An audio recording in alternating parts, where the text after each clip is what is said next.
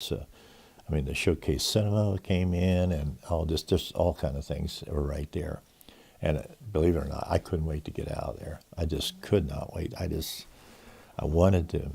I didn't like milking cows because, well, you know, it took all your social life away, I guess. And you know, I mean, it was nothing to, you know, just work till 7, 8 o'clock at night, and the same thing.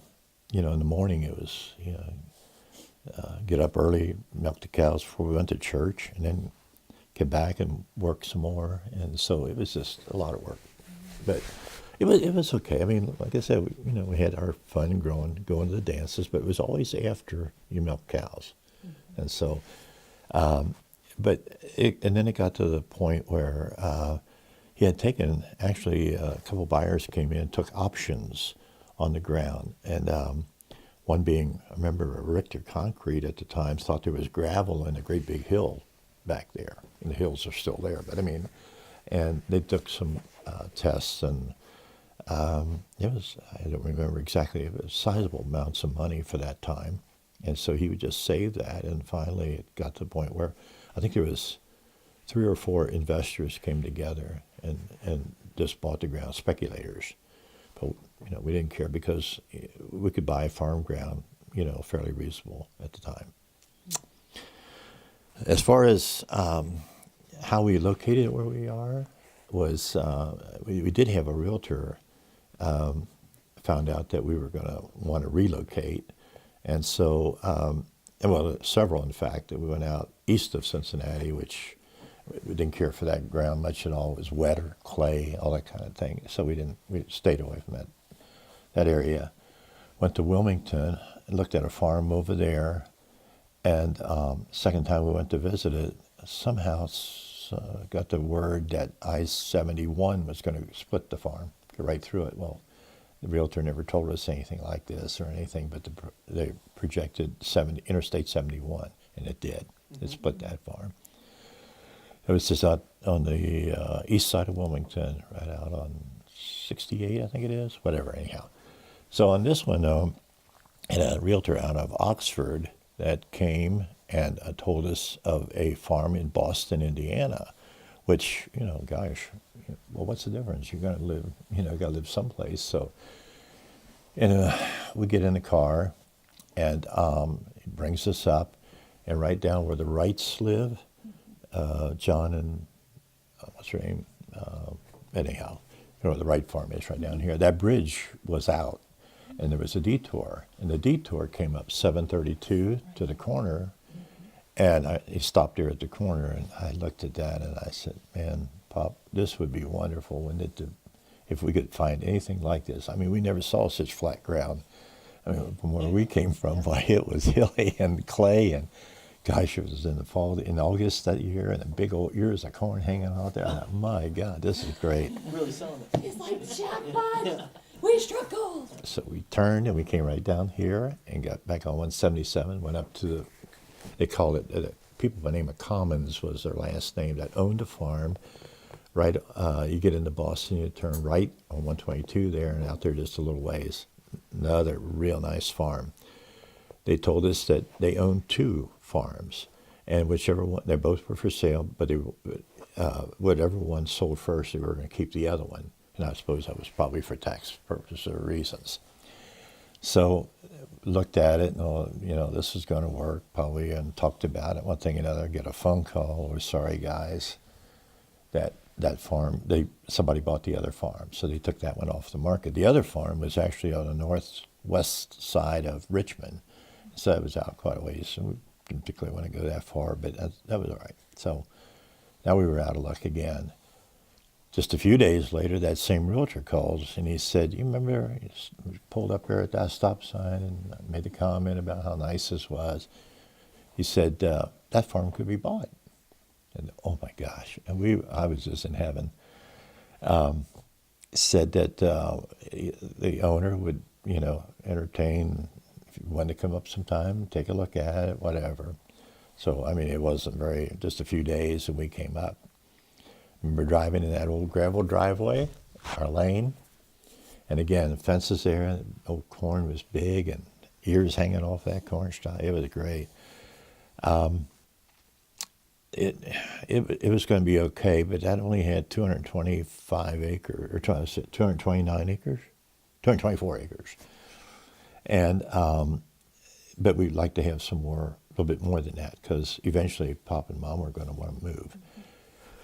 So he asked around, and sure enough, the farm where Jermaine lives came for sale. Ended up, it was 402 acres altogether, and that was going to be doable. So anyhow, little story behind that.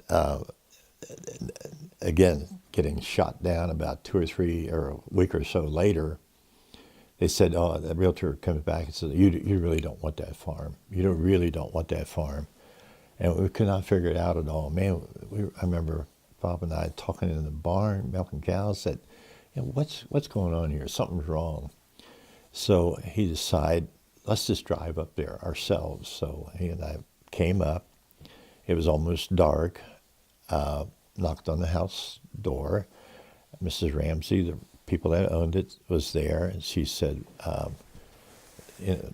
she remembered meeting us, and she said, something about, could we help you with something? Pop just said, well, somehow we got told that there's something wrong with the farm. We're just curious what was wrong. She couldn't believe, anything being wrong.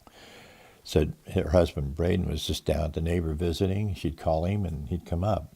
Would you like to have a seat in the glider sitting there on the porch? So we did.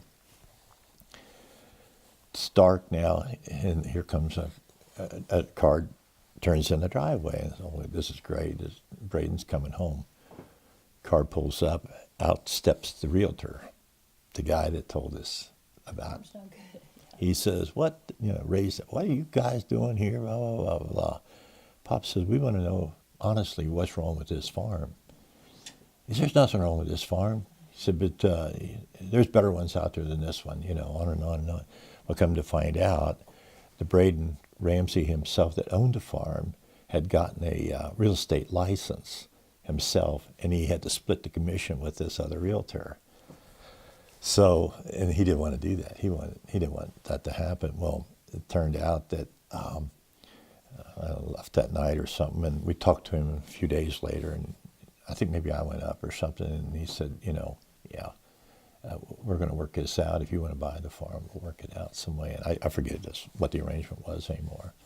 But the original picture of the farm is hanging in there right above the little entertainment thing. You want to ever see it. It's got the barn and several little buildings that were there on the farm, and the house, of course. But what year was that?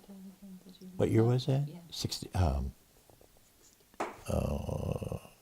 61. Yeah, August of 61. First year crop year was 1962. Okay. Mm-hmm.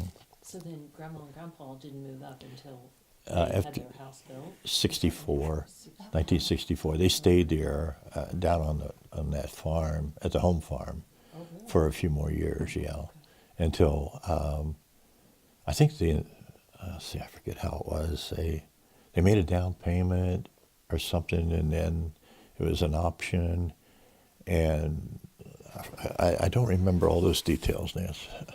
But I remember, again, it was an option, and they exercised the contract to go ahead and buy it. Mm-hmm. So then, I think in late 1963 or so, they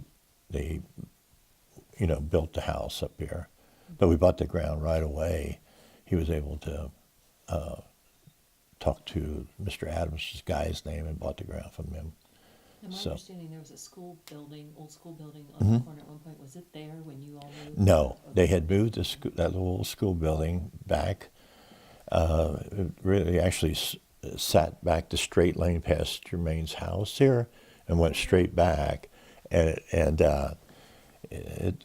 we gutted it and made a tool shed out of it. Right. Yeah, there wasn't a whole lot left. I mean, you couldn't hardly recognize there was anything as far as a school building itself. Is it still back there? No, okay. no, it fell in. I mean, it just not the best construction. So. Do you remember what year that was that schoolhouse would have been functioning? What year? What? No, I don't know. Well, I had that picture. Do you remember that picture I ended up giving to Jermaine that this is an odd, it was somehow The those barn. were in that, there was a barn, and then there was that school building, Yeah, and that was Um, 18, probably 1900. was it 1900? Yeah. 18, Yeah. somewhere in there. Yeah, big, Yeah. nice picture of the. I don't know. I suppose it was just barn builders that built the barn. Yeah. hmm But yeah, so anyway, what else? I was thinking something before. So I'll just say no dairy cows at this place. Did you end up with dairy cows No. for short term at all? No, or just- no, not at all. I think you said it once, you said, we sold the dairy and I never looked back. Never looked back. Okay. Absolutely. Oh yeah. The I cows said sold before you bought the farm. what? Dairy Right? cows sold before you bought the farm. Yes. Yeah. Yeah. Actually, I took over the dairy. I think there was a time when for some reason we got rid of several, and I just took some savings and bought cows, Sure. and then kept it going for a couple of years. Yep. How many row crop acres were you guys doing at the home farm? At the home Before- farm before down you where I bought? was born, Cresceville, there was 192 acres in the farm, and probably 100